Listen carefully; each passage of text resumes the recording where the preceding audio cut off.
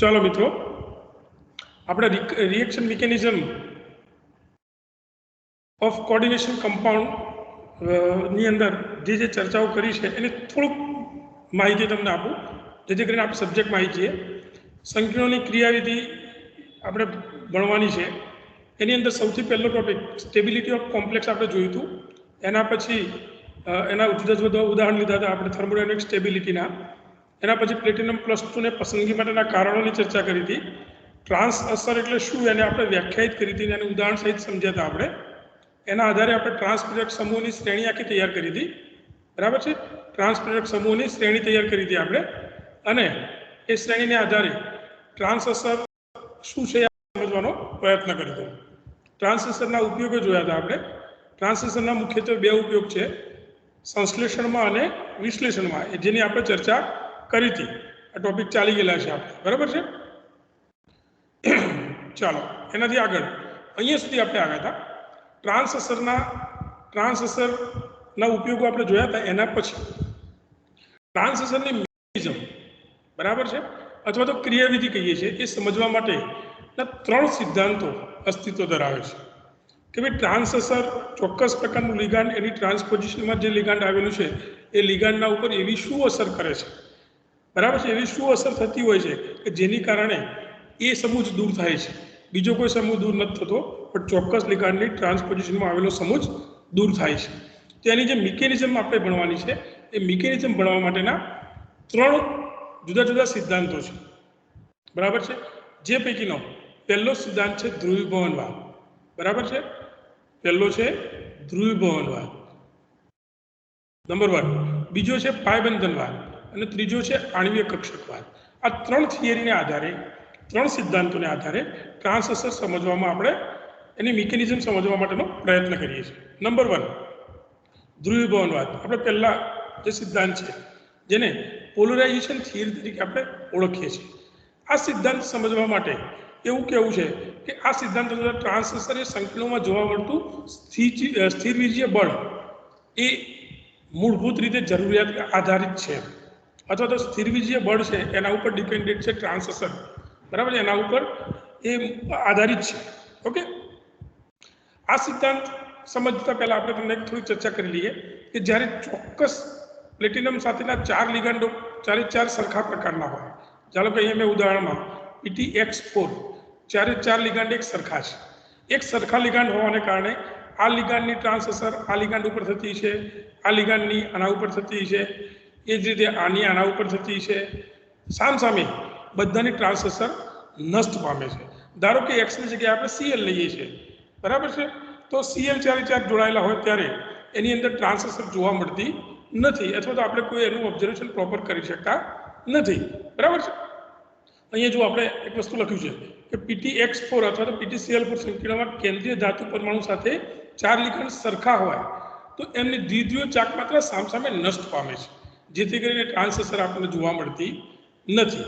બરાબર છે? પણ આ 4 લિગાન્ડ પૈકી, આ 4 લિગાન્ડો છે, આ 4 લિગાન્ડો પૈકી કોઈ એક લિગાન્ડ એ જો ધ્રુવીય લિગાન્ડ હોય, બરાબર છે, ધ્રુવીય લિગાન્ડ જો હોય તો એની અંદર આખો સિનારીઓ બદલાઈ જાય છે. જોઈએ આપણે, ધારો કે PTCl4 અથવા તો PTX4 હતું, એમાંથી એક જગ્યાએ X ની જગ્યાએ L લિગાન્ડ લાગેલું છે, જે પ્રબળ ધ્રુવીય લિગાન્ડ છે. L લિગાન્ડ એ પ્રબળ ધ્રુવીય લિગાન્ડ છે. એ પ્રબળ ધ્રુવીય લિગાન્ડ હોવાને કારણે એ ધાતુ પરમાણુની અંદર ધ્રુવીયતા ઉમેરે છે, અને ધાતુની અંદર પ્રેરિત દ્વિધ્રુવીય ચાક માત્રા ઉમેરાય છે. બરાબર છે મિત્રો? આના માટે કન્ડિશન છે કે ધાતુ પરમાણુ પોતે પણ ધ્રુવીય હોવો જોઈએ. સમજો ફરીથી, પ્રબળ ધ્રુવીયને કારણે એ પોતે એની ધ્રુવીયતા એ અક્ષીય રીતે વિસ્તરણ પામે છે, અને ધાતુ પરમાણુને પોતે વધારે ધ્રુવીય બનાવે છે. એટલે કે ધાતુ પરમાણુ પણ ધ્રુવીય બને છે. જે એની ટ્રાન્સપોઝિશનમાં જે સમૂહ આવેલો છે એ સમૂહની દ્વિધ્રુવીય ચાક માત્રાનો વિરોધ કરે છે.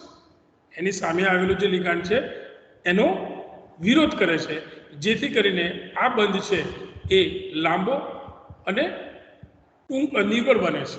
બરાબર છે? જે બંધ લાંબો અને નિર્બળ બને છે.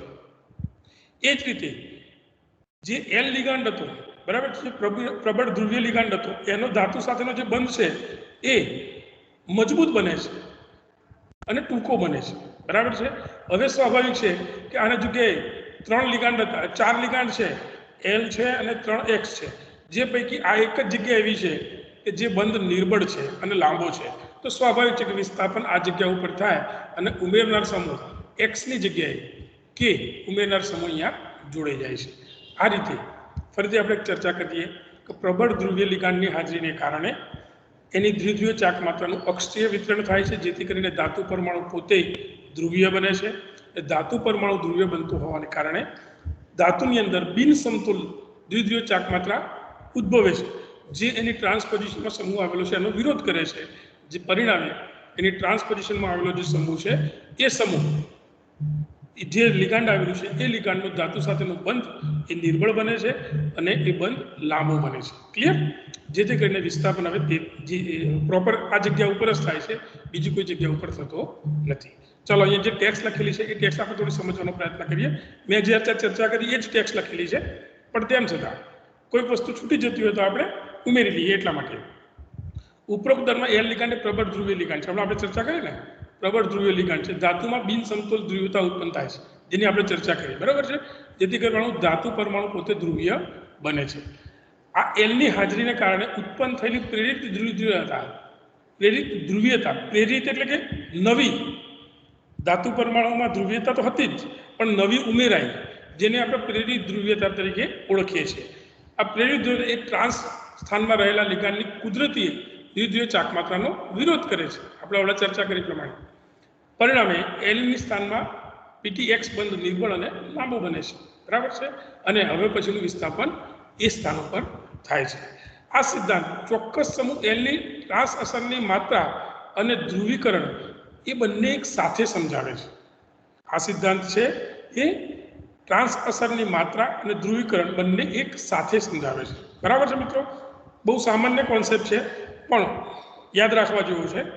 ફરીથી એક વખત રિપીટ કરું છું, ચોક્કસ લિગાંડ ધ્રુવીય લિગાંડ જો સંકીર્ણની અંદર હાજર હોય તો એની વિસ્તરણ, એની ધ્રુવીયતાનું વિસ્તરણ એ અક્ષય રીતે થતું હોય છે, જેથી કરીને ધાતુની અંદર પ્રેરિત ધ્રુવીય ચાક માત્રા ઉમેરાતી હોય છે, જે એની સામે જે લિગાંડ આવ્યું છે એને કુદરતી દ્વિધ્રુવીય ચાક માત્રાનો વિરોધ કરે છે।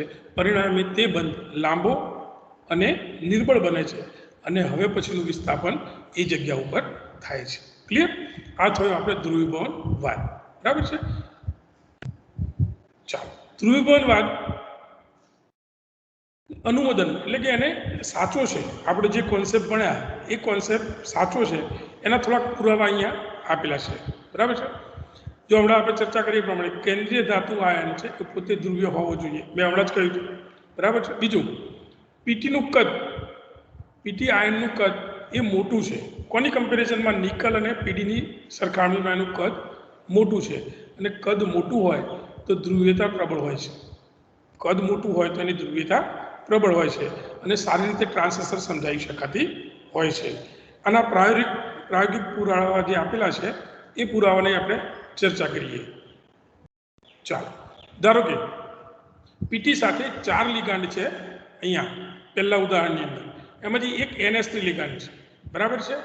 અહીંયા પણ 4 લિગાંડ છે, અહીંયા 3 BR છે, અહીંયા 3 CL છે અને અહીંયા NH3, બંને કોમ્પ્લેક્સની અંદર NH3 લિગાંડ એ કોમન લિગાંડ છે। NH3 લિગાંડ એ પ્રબળ ધ્રુવીય લિગાંડ છે, સમજો, NH3 છે પ્રબળ ધ્રુવીય લિગાંડ છે। હવે આપણે થિયરી પ્રમાણે શું વાત કરીએ આપણે કે પ્રબળ ધ્રુવીય લિગાંડની હાજરીને કારણે ધાતુ પરમાણુ પોતે ધ્રુવીય બને છે, એની અંદર પ્રેરિત ધ્રુવીય ચાક માત્રા ઉમેરાય છે, આમાં પણ ઉમેરાશે, એ જ રીતે આમાં પણ ઉમેરાશે, પરિણામે એ બંધ લાંબો અને નિર્બળ બને છે। તો હવે એ 3 PTCL બંધ છે એની કમ્પેરિઝન કરીએ તો આની બંધ લંબાઈ 2.35 એંગસ્ટ્રોમ છે અને 2.32 છે, આની પણ 2.32 છે। એનો અર્થ એવો થાય કે આ PTCL બંધ છે, આ PTCL અથવા તો આ PTCL બંધ છે, એની કમ્પેરિઝનમાં આ PTCL બંધ એ લાંબો બને છે અને લાંબો બનતો હોવાને કારણે નિર્બળ બને છે। આ એક પ્રાયોગિક પુરાવો પણ આપણને મળી જાય છે। સેમ અહીંયા તમે જુઓ, અહીંયા પીટી સાથે 4 લિગાંડ જોડાયેલા છે, જે પૈકી એક પ્રબળ ધ્રુવીય NH3 લિગાંડ છે અને બાકીના 3 BR છે, બરાબર છે। આની દ્વિધ્રુવીય ચાક માત્રા આની અંદર ઉમેરાય છે ધાતુ પરમાણુ પોતે ધ્રુવીય બને છે, જેથી કરીને એની ટ્રાન્સપોઝિશનનો સમૂહ, એની ટ્રાન્સપોઝિશનનો જે સમૂહ છે એની બંધ લંબાઈ વધે છે. પીટી સાથેનો બંધ છે એ મોટો બને છે અને નિર્બળ બને છે. અહીંયા જુઓ તમે, પીટીબીઆર 3 બંધ છે, જે પૈકીનો આ બંધ જે છે એની બંધ લંબાઈ 2.42 એંગસ્ટ્રોમ છે. સેમ આની પણ 2.42 એંગસ્ટ્રોમ થશે, પણ આ જે બંધ રહ્યો એની બંધ લંબાઈ 2.70 એંગસ્ટ્રોમ છે. એનો અર્થ એવો થાય કે આ પીટીબીઆર 3 બંધ છે, જે પૈકીનો NH3 ની સામેનો જે બંધ છે એ લાંબો બને છે. ઓકે, તો આ રીતે પ્રાયોગિક પુરાવા પણ આપણને આ ધ્રુવીભવનવાદના આપણને પ્રાયોગિક પુરાવા પણ જોવા મળે છે. બરાબર છે. અને મર્યાદાઓ છે થોડી. મર્યાદામાં પહેલી મર્યાદા છે કે ચોક્કસ ધ્રુવીય લિગાન્ડ હાજર હોય તેની ટ્રાન્સપોઝિશનમાં જે સમૂહ આવેલો છે એ બંધ નિર્બળ બને છે. બરાબર છે. અને બંધ નિર્બળ બનતો હોય તો એ ટ્રાન્સ પ્રભાવ છે. આપણે પહેલા જોયું હતું ને કે ટ્રાન્સ પ્રભાવ કોને કહેવાય? તો ચોક્કસ લિગાન્ડની હાજરીને કારણે એની ટ્રાન્સપોઝિશનમાં જે સમૂહ આવેલો છે એનો ધાતુ સાથેનો બંધ કેટલા પ્રમાણમાં નિર્બળ બનાવે છે એ પ્રભાવને ટ્રાન્સ પ્રભાવ તરીકે આપણે ઓળખીએ છીએ. તો આ થિયરી જે છે આ થિયરી એ ટ્રાન્સ અસર નહીં પણ ટ્રાન્સ પ્રભાવ સુધી સીમિત છે. આ થિયરી ટ્રાન્સ અસર નહીં પણ ટ્રાન્સ પ્રભાવ સુધી સીમિત છે. બરાબર છે. બીજી એની એક લિમિટેશન છે. એક લિમિટેશન આ છે કે ભાઈ ટ્રાન્સ અસર નથી સમજાવતો પણ ટ્રાન્સ પ્રભાવ સમજાવે છે.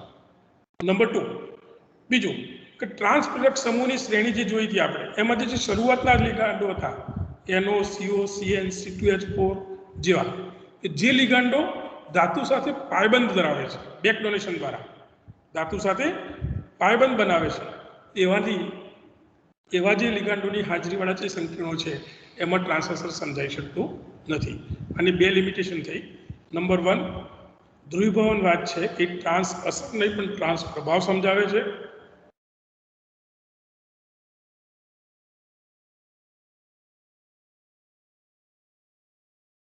પાયબંધ બનાવે છે એવા પ્રકારના જે લિગાન્ડો છે એની અંદર ટ્રાન્સ અસર સમજાઈ શકતો નથી. આવા લિગાન્ડો દ્વારા બનતા સંકીર્ણોમાં ટ્રાન્સ અસર સમજાઈ શકતા નથી. આ 2 એના લિમિટેશન્સ આપણે છે.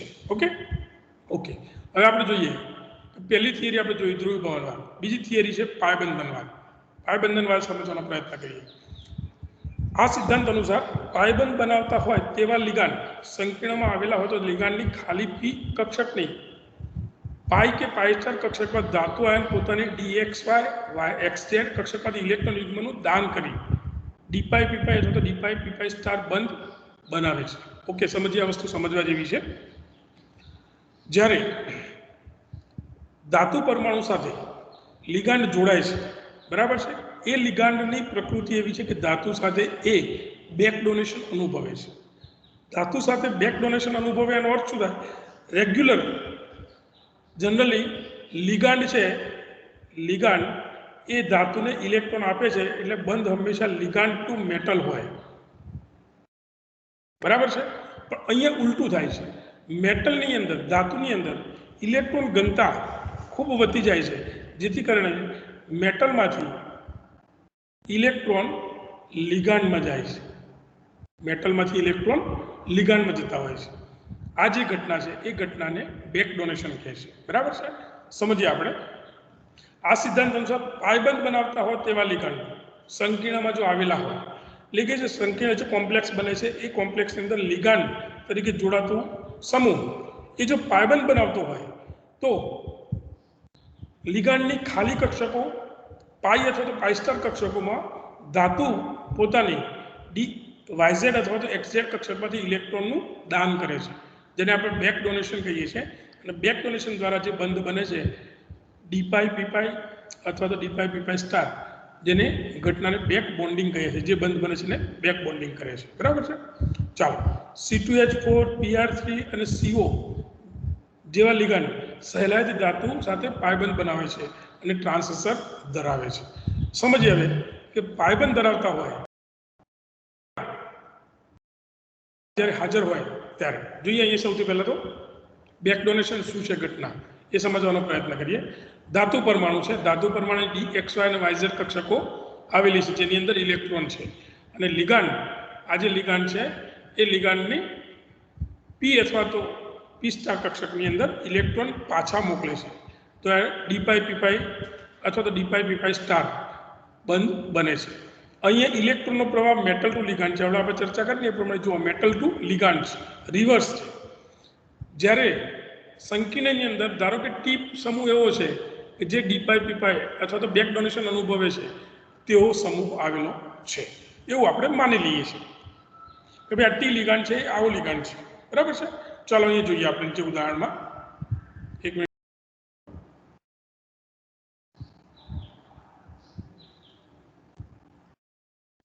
ચાલો અહીંયા Pt(A2XT) બરાબર છે, એવા પ્રકારનું એક કોમ્પ્લેક્સ લીધું છે કે પ્લેટિનમ સાથે બે લિગાન્ડ એવા એ પ્રકારના છે જે સરખા છે. બરાબર છે. એક X લિગાન્ડ છે અને એક ટી લિગાન્ડ છે. આ 4 લિગાન્ડ પૈકી બેટા માઇક બંધ કરી દો તમારું. ટી લિગાન્ડ એક એવું લિગાન્ડ છે બેટા, તમારું માઇક બંધ કરી દો, વચ્ચે ડિસ્ટર્બન્સ ના કરશો.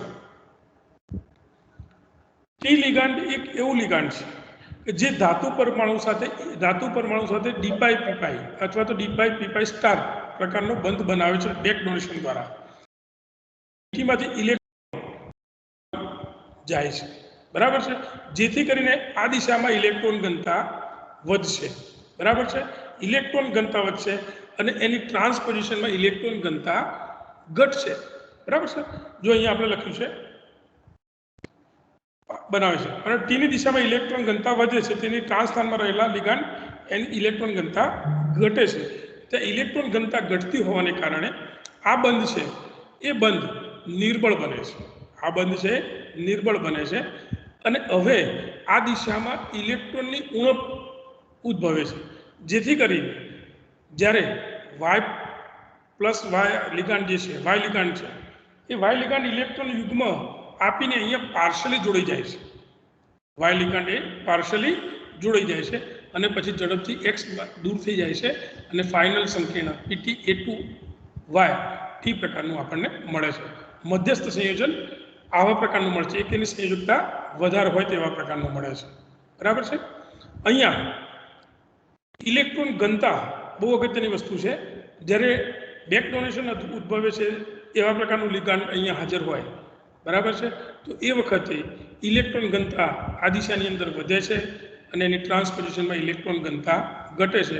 ઇલેક્ટ્રોન ઘનતા ઘટતી હોવાને કારણે એની ટ્રાન્સપોઝિશનમાં જે સમૂહ આવેલો છે એ ધાતુ સાથેનો બંધ એનો નિર્બળ બને છે અને પરિણામે એ જગ્યાએ ઇલેક્ટ્રોનની ડેફિશિયન્સી ઊભી થાય છે અને ઉમેરનાર સમૂહ એ જગ્યા ઉપર ઝડપથી ઉમેરાઈ જાય છે અને મધ્યવર્તી સંયોજન મળે છે અને પછી ઝડપથી X દૂર થઈ જાય છે અને Y અહીંયા જોડાઈ જાય છે. બરાબર છે. અહીંયા જોઈએ આપણે દાખલ થનાર લિગાન્ડ Y બંધકારક ઇલેક્ટ્રોન યુગ્મ ધરાવે છે. આપણે ચર્ચા કરીને જે ઉમેરનાર સમૂહ જે છે એ અબંધકારક ઇલેક્ટ્રોન યુગ્મ એના જોડે આવેલી છે, જે જગ્યા ઉપર ઇલેક્ટ્રોન ઘનતા ઘટે છે એ દિશામાં જોડાઈ જાય છે. બરાબર છે. અહીંયા આ રીતે આપણે પાયબંધન વાત સમજાવી શકીએ છીએ. બરાબર છે. તેમ છતાં આપણે જે ટેક્સ્ટ લખેલી છે એ ટેક્સ્ટમાં જોઈ લઈએ એ વસ્તુ છૂટી જતી તો નથી ને. બરાબર છે. એટલે અહીંયા વાત કરી કે એ પ્રમાણે કે જે ઇલેક્ટ્રોન ઘનતા જે જગ્યાએ ઘટે છે ત્યાં જગ્યાએ વાય જોડાઈ જાય છે અને ફાઇનલ Pt(A2Y) સંકીર્ણ આપણને મળી જાય છે. આ ચેટ અને ઓરલ નામના બે વૈજ્ઞાનિકો છે સ્વતંત્રપણે ટ્રાન્સલેશન સમજાવવા માટે સંક્રિયકૃત એક્ટિવેટેડ કોમ્પ્લેક્સમાં પાયબંધન સમજાવ્યું. બરાબર છે. આ સંકીર્ણનું બંધારણ ત્રિકોણીય દ્વિપિરામિડ, જેને આપણે શોર્ટમાં TBP તરીકે ઓળખીએ છીએ, એવું હોય છે એવું એમનું કહેવું છે. બરાબર છે. ચેટ અને ઓરલ નામના વૈજ્ઞાનિકોએ એકબીજાથી સ્વતંત્રપણે ટ્રાન્સલેશન સમજાવવા માટે એક્ટિવેટેડ કોમ્પ્લેક્સમાં પાયબંધન સમજાવ્યું એમને. અને આ સમજાવ્યું એ વખતે જે સંકીર્ણ મળે છે એનો આકાર TBP પ્રકારનું છે, એટલે કે ટ્રાયગોનલ બાયપિરામિડલ જેવું છે એવું સમજાવ્યું છે. ટી સાથે પીટીનું પાયબંધન થતાં ઇલેક્ટ્રોન ખેંચાણ ટી તરફ બને છે. આપણે જોયું ને હમણાં પાયબંધ બનાવતું લિગાન્ડ હોય તો એ બાજુ ઇલેક્ટ્રોન ખેંચાય છે. તેથી ટ્રાન્સસ્થાનમાં રહેલા એક્સનું આકર્ષણ ઘટે છે. થોડા આપણે ચર્ચા કરીએ. બરાબર છે. અને તે જ દિશામાં વાયનું ત્વરિત જોડાણ બને છે અને આકૃતિમાં બતાવ્યા પ્રમાણે ટીબી પ્રકારનો આકાર બનતો હશે. અહીંયા તમે જુઓ, આ ટી લિગાન્ડ છે, એ દિશામાં ઇલેક્ટ્રોન આ બાજુથી આ બાજુ આવ્યા એટલે આ બાજુ ઇલેક્ટ્રોન ઘનતા વધી અને ઇલેક્ટ્રોન ઘનતા આ બાજુ વધે છે માટે આ બાજુ ઇલેક્ટ્રોન ઘનતા ઘટે છે અને આ બાજુ ઇલેક્ટ્રોન ઘનતા ઘટતી હોવાને કારણે આ જગ્યાએ ઇલેક્ટ્રોન ઘનતા ઘટે છે તો એ જ વખતે વાય સમૂહ એવો છે કે જે અબંધકારક ઇલેક્ટ્રોન યુગ્મ ધરાવે છે એ ઝડપથી અહીંયા જોડાઈ જાય છે અને આખો જે આકાર બને છે એ ત્રિકોણીય દ્વિપ્રેરવણ પ્રકારનો આકાર બને છે બરાબર છે આ રીતે પાયબંધન વાત પણ આપણે સમજી શકીએ છીએ ક્લિયર મોલેક્યુલર ઓર્બિટલ થિયરી પ્રમાણે પણ આપણે એને સમજવાનો પ્રયત્ન કરીએ છીએ એમો સિદ્ધાંત પ્રમાણે બરાબર છે ચાલો એમો સિદ્ધાંત પ્રમાણે આપણે અહીંયા PtCl4 2- ની આણ્વીય કક્ષકો આપણે જોયા આપણે FYBSc ની અંદર તમે ભણ્યા હતા શક્તિ સ્તર આલેખો બરાબર છે વિષમ પરમાણુઓનો શક્તિ સ્તર આલેખો આપણે સમજ્યા હતા બરાબર છે અહીંયા PT ની 3D કક્ષક 6s અને 6p માં ઇલેક્ટ્રોન આવેલા છે બરાબર છે અને લિગાન્ડ જે છે એ લિગાન્ડની પાઈ અને સિગ્મા બે પ્રકારની કક્ષકો છે બરાબર છે અહીંયા એમાંથી આણ્વીય કક્ષકો સિગ્મા બી એટલે કે આ બોન્ડિંગ ઓર્બિટલ છે આ એન્ટી બોન્ડિંગ છે પાઈ બી પાઈ સ્ટાર એક્સ વાય અને વાય ઝેડ બરાબર છે સિગ્મા સ્ક્વેર એટલે કે આ બોન્ડિંગ છે બરાબર છે આ એન્ટી બોન્ડિંગ પ્રતિબંધકારક કક્ષક થઈ આ પણ પ્રતિબંધકારક કક્ષક થઈ આ પણ પ્રતિબંધકારક થઈ અને આ પણ પ્રતિબંધકારક કક્ષક થઈ અહીંયા સમજો મિત્રો આ એક ગ્રાફ યાદ રાખવા જેવો છે આપણી બોન્ડિંગ બે પ્રકારની કક્ષકો આપણને જોવા મળે છે એક બોન્ડિંગ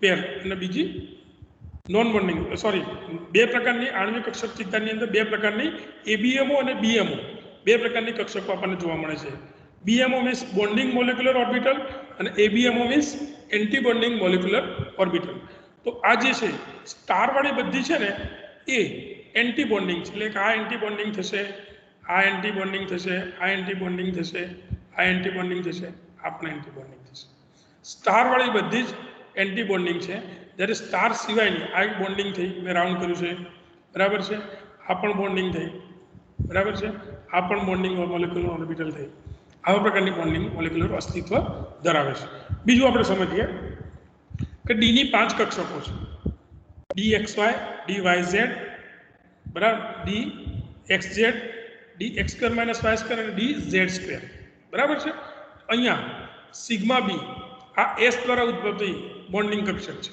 બરાબર 6p દ્વારા જે ઉદ્ભવે છે એ કક્ષક છે જ્યારે આ પાઈ બી કક્ષક છે એ D દ્વારા ઉદ્ભવે છે પછી આની એન્ટી બોન્ડિંગ તો XY XZ અને YZ પ્રકારની 5 કક્ષકો છે જેમાંથી 2 કક્ષકો અહીંયા એન્ટી બોન્ડિંગ તરીકે અસ્તિત્વમાં XY એ પણ અહીંયા અસ્તિત્વ ધરાવે છે આ XY બરાબર છે અને X² - Y² અને આ સિગ્મા S આ બોન્ડિંગ કક્ષક આ એન્ટી બોન્ડિંગ કક્ષક થઈ આની બોન્ડિંગ નીચે સૌથી બતાવી છે તે છે બરાબર છે આ રીતે આણ્વીય કક્ષક ચિતાર દ્વારા પણ આપણે એની અંદર જે બંધન છે બંધન સમજી શકીએ છીએ જોઈ લઈએ હવે આપણે સમજવાનું રાસાયણિક બંધ સમજવા માટે મોલિક્યુલર હુન નામના વૈજ્ઞાનિકે અણુકક્ષક સિદ્ધાંતની રજૂઆત કરી બરાબર છે આ સિદ્ધાંતની મદદથી સમાંગ અને વિષમાંગ પરમાણુ દ્વિપરમાણુ અણુનો અથવા તો આયનોના ગુણધર્મો સમજાવી શકાય છે આપણે જાણીએ છીએ આ વસ્તુ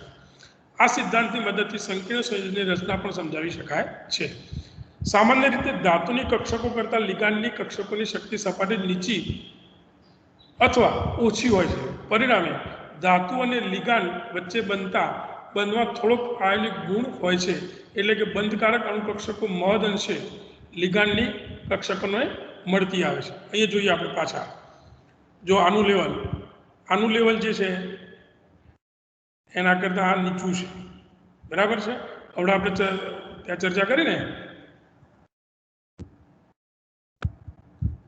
લિગાન્ડની કક્ષકોની શક્તિ સપાટી નીચી હોય છે બરાબર છે આણ્વીય કક્ષક ચિતારમાં સિગ્મા બી કક્ષકો સૌથી નીચી શક્તિ સપાટી ધરાવે છે બરાબર છે જે સૌથી નીચે આપણે આલેખની અંદર બતાવી દઈએ આ સિગ્મા બી બરાબર છે જે Cl ઉપર સ્થિત લોકેટ થયેલી હોય છે PtCl4 માં Cl ઉપર લોકેટ થયેલી હોય છે ત્યારબાદ પાઈ બી અને પ્રતિબંધકારક પાઈ સ્ટાર XY અને YZ આણ્વીય કક્ષકો આવે છે જે પીટીની 5 ફાળડી કક્ષકોમાંથી ઉદ્ભવે છે। હમણાં જ આપણે ચર્ચા કરીએ પ્રમાણે આ જે 5 કક્ષકો મેં વાત કરી નાની એ 5 કક્ષકો આ 1 2 3 4 અને 5 આ 5 કક્ષકો આ 1 2 3 4 અને 5 કક્ષકો ઉદ્ભવે છે।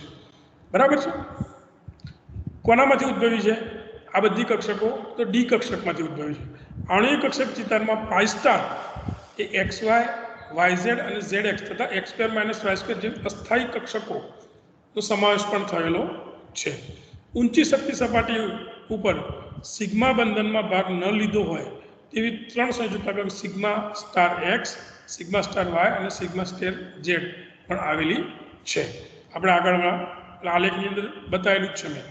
તમે આલેખ અને આ ટેક્સ્ટ બંને સાથે લઈને વાંચશો તો તમને તરત જ ખ્યાલ આવી જશે। બરાબર છે। H- અને CH3- આયન જેવા સિગ્મા બંધ કારકોની પ્રબળ ટ્રાન્સ અસર આણ્વીય કક્ષકોની મદદથી સમજાવી શકાય છે। બરાબર છે। ધાતુની 4 પરમાણુ કક્ષકો જેવી કે x²-y² S તથા px અને py કે જે સિગ્મા બંધ બનાવવામાં ઉપયોગી છે। બરાબર છે। ધાતુની x²-y² S અને px અને py આ કોની છે? px અને py તો લિગાન્ડની છે। એ સિગ્મા બંધ બનાવવા માટે ઉપયોગી છે। તે પૈકીની p કક્ષકો એ ટ્રાન્સ દિશા સૂચક ગુણધર્મ ધરાવે છે। p કક્ષક એવી છે કે જેનો આકાર દિશીય છે। બરાબર છે। દિશા સૂચક ગુણધર્મ ધરાવે છે। ટ્રાન્સ PT-A2 TX સંકીર્ણમાં T અને X સમૂહ એક જ આણ્વીય કક્ષક સિગ્મા K સાથે તેના ઇલેક્ટ્રોન વાદળને પોતાની તરફ આકર્ષે છે। હમણાં વાત કરીને એ પ્રમાણે સંકીર્ણની અંદર ચોક્કસ લિગાન્ડ T એવું હોય કે જેની અંદર ડી5 P5 પ્રકારનો બંધ અસ્તિત્વ ધરાવે છે। તે દિશામાં ઇલેક્ટ્રોન વાદળ પોતાની તરફ આકર્ષે છે, જેથી એ દિશામાં ઇલેક્ટ્રોન ઘનતા વધે છે અને એની ટ્રાન્સ પોઝિશનમાં ઇલેક્ટ્રોન ઘનતા ઘટે છે અને હવે વિસ્થાપન તે દિશામાં થાય છે। મિત્રો અહીંયા 3 થિયરી આની છે। 3 થિયરી આપણે સમજાવી શકીએ છીએ। બરાબર છે। થોડુંક ફરીથી રિપીટ કરું હું તમને। 3 થિયરી ધ્રુવીભવનવાદની અંદર બરાબર છે ધ્રુવીય લિગાન્ડની હાજરીને કારણે આખી થિયરી સમજાઈ શકાય છે। પાયબંધનવાદ તો પાયબંધનવાદની અંદર જે લિગાન્ડ વધારાનું લિગાન્ડ અથવા તો વિશિષ્ટ પ્રકારનું એક લિગાન્ડ જે પાયબંધ બનાવતો હોય એવા પ્રકારનો હાજર હોય ત્યારે એની અંદર ટ્રાન્સ અસર કેવી રીતે સમજાઈ શકાય છે। અને મોલેક્યુલર ઓર્બિટલ થિયરી જે હમણાં જોઈ એ પ્રમાણે ટ્રાન્સ અસર સમજાઈ શકાય છે। ક્લિયર? ઓકે મિત્રો? ઓકે। હવે ટ્રાન્સ અસર અને ટ્રાન્સ પ્રભાવ વચ્ચેનો એક તફાવત છે એ મેં અહીંયા રેડીમેડ મૂકેલો છે, તમે વાંચી લેજો। આની અંદર બહુ ચર્ચા કરતા નથી કેમ કે આગળ જે ચર્ચા કરી એ જ બધી વસ્તુ અહીંયા રિપીટ થાય છે કે ભાઈ ટ્રાન્સ અસર અને ટ્રાન્સ પ્રભાવ બંનેમાં શું ડિફરન્સ છે। ઓકે। હવે ધાતુ સંકીર્ણમાં ચંચળતા, નિષ્ક્રિયતા તથા સ્થિરતા અને અસ્થિરતા આવા પદો આપણે સમજવાના છે। બરાબર છે। ધાતુ સંકીર્ણની અંદર ચંચળતા અથવા તો પરિવર્તનશીલતા અથવા તો નિષ્ક્રિયતા અથવા તો એની સ્થિરતા અને અસ્થિરતા આ બધા જુદા જુદા પદો છે આપણે સમજવાના છે। બરાબર છે। સૌથી પહેલું લઈએ આપણે ચંચળતા અને નિષ્ક્રિયતા। ચંચળતા અને નિષ્ક્રિયતા એ ગતિકીય પદો છે। બરાબર છે। કાઇનેટિક પ્રોપર્ટી છે। બરાબર છે। અને સંકીર્ણની ક્રિયાશીલતાના આધારે તેમને 2 ભાગમાં વહેંચવામાં આવે છે। જે સંકીર્ણ તેમના 0.1 મોલર સંકેન્દ્રણ અને 2500 સેન્ટીગ્રેડ તાપમાને 1 મિનિટમાં લિગાન્ડ વિનિમય પ્રક્રિયા અનુભવે તેમને ચંચળ સંકીર્ણ કહે છે, જેને પરિવર્તનશીલ સંકીર્ણ કહે છે, ચંચળ સંકીર્ણ કહે છે, સક્રિય સંકીર્ણ કહે છે અથવા તો લેબાઇલ સંકીર્ણ પણ કહે છે। કોને લેબાઇલ કહે છે? કે જે સંકીર્ણ તેમના 0.1 મોલર સંકેન્દ્રણ અને 2500 સેન્ટીગ્રેડ તાપમાને 1 જ મિનિટમાં લિગાન્ડ વિનિમય પ્રક્રિયાઓ અનુભવે, એટલે કે બહુ ફાસ્ટ લિગાન્ડ વિનિમય પ્રક્રિયા અનુભવે તો તેવા પ્રકારના સંકીર્ણોને લેબાઇલ કોમ્પ્લેક્સ અથવા તો પરિવર્તનશીલ કોમ્પ્લેક્સ અથવા તો સક્રિય કોમ્પ્લેક્સ તરીકે આપણે ઓળખીએ છીએ। અને જે સંકીર્ણ આ જ સંજોગોમાં વધુ સમય લે એટલે કે આ જ કન્ડિશનમાં 0.1 મોલર સંકેન્દ્રણ અને 2500 સેન્ટીગ્રેડ તાપમાને 1 મિનિટ કરતાં વધારે સમય લે લિગાન્ડ વિનિમય પ્રક્રિયાઓ કરવામાં, તો એવા પ્રકારના જે સંકીર્ણો છે એને ઇનર્ટ અથવા તો નિષ્ક્રિય સંકીર્ણ કહેવામાં આવે છે. એટલે કે સંકીર્ણ સંયોજનની અંદર આપણે બે શબ્દો વારે ઘડી વાપરતા હોય છે, લેબાઇલ કોમ્પ્લેક્સ અને ઇનર્ટ કોમ્પ્લેક્સ. તો લેબાઇલ કોમ્પ્લેક્સ કોને કહીશું? તો જે સંકીર્ણો 0.1 મોલર સંકોચન અને 25° સેન્ટીગ્રેડ તાપમાને એક જ મિનિટમાં લિગાન્ડ વિનિમય પ્રક્રિયાઓ અનુભવે, તો તેને આપણે લેબાઇલ કોમ્પ્લેક્સ કહીશું. અને આ જ કન્ડિશનની અંદર જો વધુ સમય લે તો એવા પ્રકારના સંકીર્ણોને આપણે ઇનર્ટ, બરાબર, અથવા તો નિષ્ક્રિય સંકીર્ણ તરીકે ઓળખીએ છીએ. બરાબર. ચાલો એની સ્થિરતાના સંદર્ભમાં આપણે ચર્ચા કરીએ. આપણે ચાલુ રાખીએ. સ્થિરતા અને અસ્થિરતાની વાત કરીએ. સ્થિરતા અને અસ્થિરતા એ થર્મોડાયનેમિકલ પદો છે. બરાબર છે. થર્મોડાયનેમિક્સ અનુસાર delta G is equal to minus RT ln કે આપણે આગળ ચર્ચા કરી છે, આની ખબર હોય તો તમને. સંકીર્ણની સ્ટેબિલિટીની જે ચર્ચા કરતા હતા એ વખતે આપણે થર્મોડાયનેમિક કેરેક્ટર્સની જે ચર્ચા કરી હતી એની અંદર આની ચર્ચા કરી હતી. Delta G is equal to minus RT ln કે જે સંકીર્ણમાં મુક્ત શક્તિમાં થતો ફેરફાર ડેલ્ટા જીનું મૂલ્ય વધુ ઋણ હોય તેવા સંકીર્ણ જે અસ્થિર, અને જે ડેલ્ટા જીનું મૂલ્ય વધુ ધન હોય એને સ્થિર સંકીર્ણ કહેવામાં આવે છે. એટલે અહીંયા પણ થર્મોડાયનેમિક્સ ડેલ્ટા જી એ મુક્ત શક્તિમાં થતો ફેરફાર છે. જો ડેલ્ટા જીનું મૂલ્ય વધુ ઋણ હોય, બરાબર છે, ડેલ્ટા જીનું મૂલ્ય વધુ પડતું નેગેટિવ હોય, વધુ પડતું ઋણ હોય, તો તેવા પ્રકારના સંકીર્ણો અસ્થિર સંકીર્ણો છે એવું કહેવાય.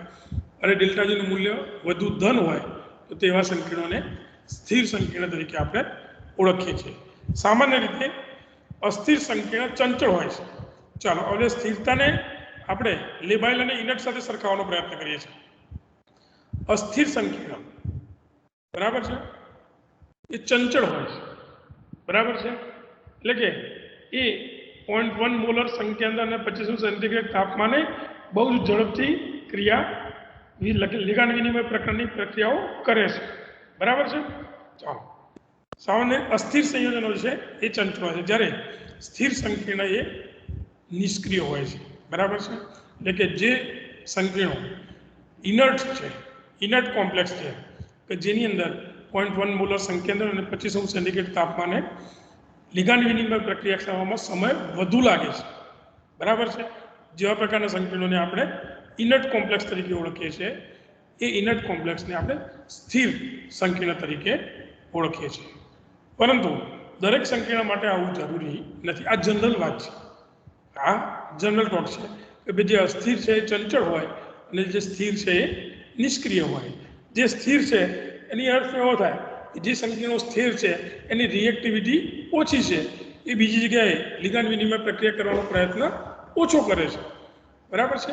માટે એને આપણે સ્થિર સંકીર્ણનો નિષ્ક્રિય કોમ્પ્લેક્સ તરીકે આપણે ઓળખીએ છીએ અને અસ્થિર છે એને આપણે ચંચળ તરીકે ઓળખીએ છીએ. ચાલો, NiCN4, MnCN6 અને CrCN6 સંકીર્ણ થર્મોડાયનેમિક પ્રમાણે ઘણા સ્થિર સંકીર્ણ છે. સમજો, થર્મોડાયનેમિક પ્રમાણે આ બધા સ્થિર સંકીર્ણો છે, ઇનર્ટ કોમ્પ્લેક્સ છે. બરાબર છે. એટલે કે ડેલ્ટા જીનું મૂલ્ય વધુ પડતું ધન છે. બરાબર છે. આપણે આગળ ચર્ચા કરીએ કે ડેલ્ટા જીનું મૂલ્ય વધારે પડતું ધન હોય અને સ્થિર કોમ્પ્લેક્સ કહેવાય. એટલે ડેલ્ટા જીની કિંમત વધુ ધન પોઝિટિવ હોવાના કારણે એ સ્થિર છે. કોના? તો આ ત્રણ કોમ્પ્લેક્સની અંદર. બરાબર છે. પરંતુ ગતિકીય પ્રમાણે તે અલગ છે. ગતિકીય પ્રમાણે એ સ્થિર નથી. બરાબર છે.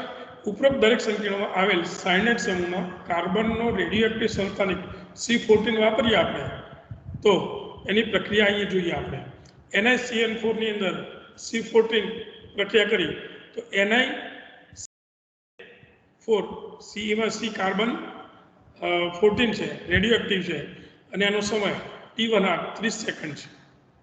30 સેકન્ડ છે માટે એને ચંચળ કહી શકાય. બહુ ઝડપથી પ્રક્રિયા થાય છે. T1 એનો ઓછો છે. એ જ રીતે આની અંદર બીજા નંબરના કોમ્પ્લેક્સની અંદર, બરાબર, કાર્બન રેડિયોએક્ટિવ હોય તો એની અંદર T1 1 કલાક છે. એનો અર્થ એક સમય વધુ છે માટે આ સ્થિર હોવું જોઈએ. બરાબર છે. પણ એ મધ્યમ ચંચળ છે. એકદમ ચંચળ તો નથી જ, મધ્યમ છે એવું કહી શકાય છે. અને આની અંદર આ પ્રક્રિયા કરવામાં આવે તો કાર્બન C14 સાથે પ્રક્રિયા કરવામાં આવે જે કોમ્પ્લેક્સ મળે છે એનો T1/2 એ 24 દિવસ છે. એનો અર્થ એવો થાય કે નિષ્ક્રિય જ છે, બરાબર છે. લિગાન્ડ વિનિમય પ્રક્રિયા કરવામાં આને 30 સેકન્ડ લાગે છે, આને 1 કલાક લાગે છે અને આને 24 દિવસ લાગે છે. એનો અર્થ એવો થાય કે આ લેબાઇલ છે, આ પણ લેબાઇલ તરીકે આપણે લઈશું, પણ મધ્યમ લેબાઇલ છે, મધ્યમ સંકીર્ણ, મધ્યમ ચંચળ જેવું કહીશું આપણે. અને આ તો 100% એ નિષ્ક્રિય ઇનર્ટ કોમ્પ્લેક્સ છે એવું જ આપણે કહીશું. ઓકે, ચાલો આગળ જોઈએ આપણે. ઉપરોક્ત ઉદાહરણ કરતા વિપરીત થર્મોડાયનેમિક રીતે સ્થિર સંકીર્ણ હોય, થર્મોડાયનેમિકની રીતે અસ્થિર હોય પણ ગતિ કે રીતે નિષ્ક્રિય હોઈ શકે છે, બરાબર છે. દાખલા તરીકે હેક્ઝામાઇન કોબાલ્ટ 3 સંકીર્ણની એસિડ સાથેની પ્રક્રિયા આપણે આ જોઈએ. CONH3 ની 6H3O પ્લસ સાથેની પ્રક્રિયા કરીએ તો COH2O6 3+ મળે છે અને 6NH4+ મળે છે. ઉપરોક્ત ઉદાહરણમાં કોબાલ્ટ સંકીર્ણમાં NH3 બેઝ અણુ છે. NH3 નું કેરેક્ટર્સ કેવું છે? બેઝિક છે. તેની એસિડ સાથે પ્રક્રિયા કરવામાં આવે તો એસિડ બેઝ પ્રકારની પ્રક્રિયા થર્મોડાયનેમિક રીતે ΔG નેગેટિવનું મૂલ્ય આપે છે. આ મિશ્રણને ઓરડાના તાપમાને પ્રક્રિયા કરવા માટે કેટલા દિવસો લાગે છે? એટલે કે આ સંકીર્ણ ગતિકીય રીતે નિષ્ક્રિય છે એવું કહેવામાં આવે છે. ફરીથી સમજવાનો પ્રયત્ન કરીએ. આ ઉદાહરણની અંદર NH3 એ બેઝિક અણુ છે, બરાબર છે. જેથી એસિડ સાથેની પ્રક્રિયા કરવામાં આવે તો એસિડ બેઝ પ્રક્રિયા થર્મોડાયનેમિક રીતે અસ્થિર છે. એસિડ બેઝ પ્રકારની પ્રક્રિયા એ થર્મોડાયનેમિક રીતે અસ્થિર છે, બરાબર છે, કારણ કે એનું ΔGનું મૂલ્ય નેગેટિવ છે, બરાબર. પણ આ જ મિશ્રણને ઓરડાના તાપમાને પ્રક્રિયા થવા કેટલાક દિવસો લાગે છે, બરાબર. એને ઓરડાના તાપમાને મૂકી રાખો તો એને ઘણા બધા સમય પછી એની અંદર એ પ્રક્રિયા થાય છે. પ્રક્રિયા નથી થતી એવું નહીં, થાય જ છે, પણ એને સમય વધુ લાગે છે. એ સમય વધુ લાગતો હોવાને કારણે એ નિષ્ક્રિય છે એવું આપણે કહીએ છીએ, બરાબર છે. એટલે કે આ પ્રક્રિયા થર્મોડાયનેમિક અસ્થિર સંકીર્ણ છે એટલે તો લેબાઇલ હોવું જોઈએ, પણ કાઇનેટિક રીતે ઇનર્ટ કોમ્પ્લેક્સ છે, બરાબર છે. આમ આ રીતે સ્થિરતા અને નિષ્ક્રિયતા વચ્ચેનો તફાવત સરળતાથી સમજાવી શકાય છે. થર્મોડાયનેમિક રીતે સ્થિર અથવા તો નિષ્ક્રિય સંકીર્ણ ΔGનું મૂલ્ય પોઝિટિવ હોય છે. અકાર્બનિક રસાયણ એટલે કે ઇનઓર્ગેનિકમાં થતી વિસ્થાપન પ્રક્રિયાઓને તેના વેગ નિર્ણાયક તબક્કામાં બંધ તૂટવાના તથા બંધ બનવાના મહત્વના આધારે તેને 4 ભાગમાં વિભાજિત કરવામાં આવે છે, બરાબર છે મિત્રો. આ નેક્સ્ટ ટાઈમ રાખીશું કેમ કે આ બધું ફરીથી પછી મારે રિપીટ કરવું પડશે, એટલે આપણે અહીંયા સુધી રાખીએ છીએ, બરાબર છે. નેક્સ્ટ ટાઈમ આપણે બહુ રિપીટ કરવું પડે નહીં. ક્લિયર? ચાલુ રાખજો 1 મિનિટ, આપણે હાજરીને એવું પૂરી લઈએ.